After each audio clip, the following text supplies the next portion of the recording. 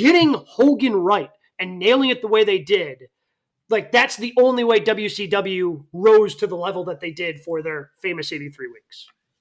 You do not get that special moment in Milwaukee. Your special moment would have been the Crusher in the 1970s, if not for this. Think about it. Yeah, it's tough, man. Yeah, it's tough. That very well could have been one of the best moments in the history of the Bradley Center.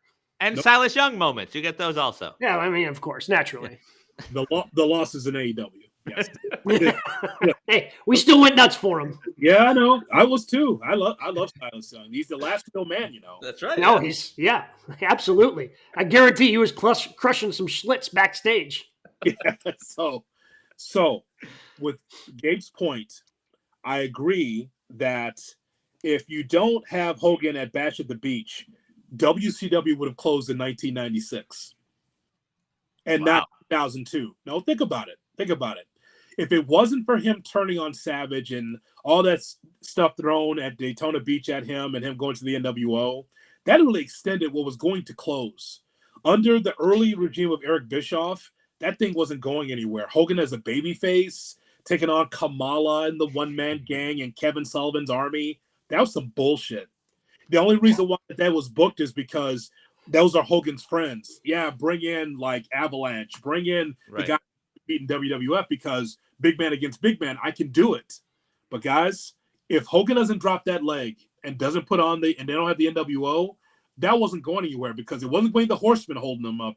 It wasn't going to be Arn Anderson, Ric Flair. And I love those guys, but that's 80s. This is mid-90s, and they had nothing hot. This was before Goldberg, by the way, remember? Yep. Mm-hmm. Nothing was going to save WCW until Hogan turned heel. Nothing. And so I would agree with Gabe that Austin was already getting over. That interview with Michael Hayes just pushed it over the top.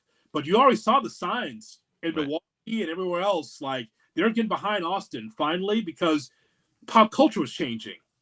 And so Austin was along with it. So I think without Hogan turning to the NWO, it would have been WWF by themselves starting in 1996, 97. And that would have been awful for us as wrestling fans. Like, we saw what happened when WWE was the only show in town. Like, if that would have happened earlier, that would have been awful. Do we get The Rock? Do we get DX? Do we get all these great things that we have, that memory of the Attitude Era? If Hogan doesn't drop the leg, pushing Vince and pushing WWF into a creative area that they probably weren't going to go to unless they were pushed there. That is correct, guys. I think that's 100% correct. Even though Hogan was on the quote-unquote lesser brand in the South in WCW, people still keeping tabs on what Hogan was doing. Right. Oh, yeah. All right, still dropping the leg. They're not drawing as much because Hogan was not a Southern act. He was not an Anderson, South Carolina act. He was a New York, Chicago, L.A., big market act because WWE was not doing well in the South even during those times.